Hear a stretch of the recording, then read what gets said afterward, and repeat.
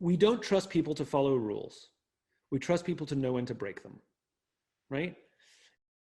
The rules are there for normal operation, and they're perfectly valid.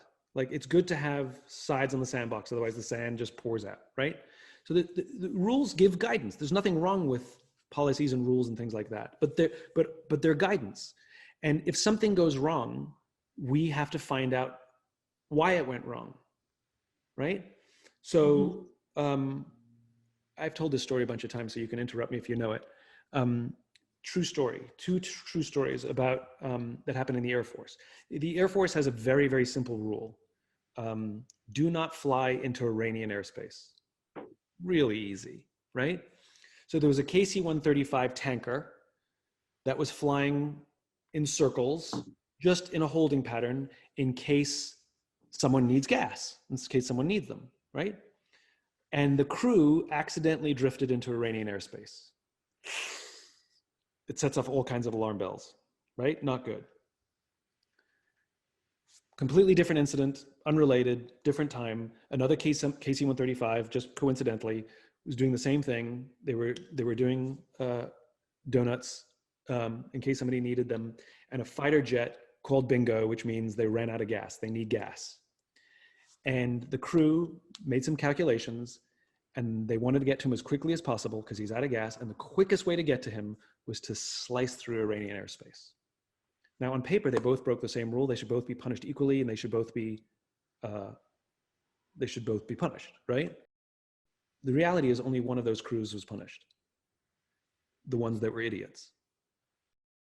But the crew that made the decision to cut through the space, knowing full well that it was against the rules, knowing full well that they could get in trouble, and it would accept the punishment if it happened, weren't punished, because context matters. So the question is why is somebody late 3 times in a row?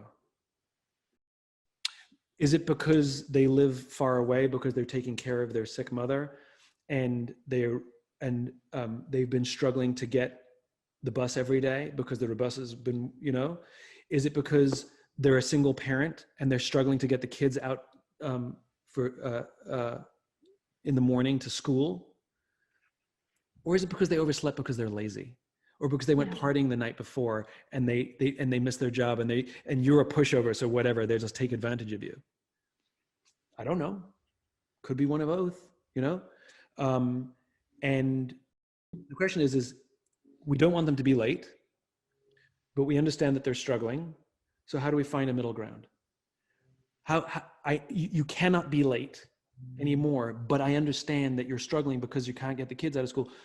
Let's work together to see how we can make this work. Can we change your shift? What works for you? Like, let's work together to make this work. You know, context matters versus, you know that this is giving you some nonsense excuse or something. You're like, listen, take some accountability, and that's a different conversation, you know? But to immediately dismiss someone because they were late 3 times, to me, that seems like lazy leadership. Lazy leaders rely on the rules.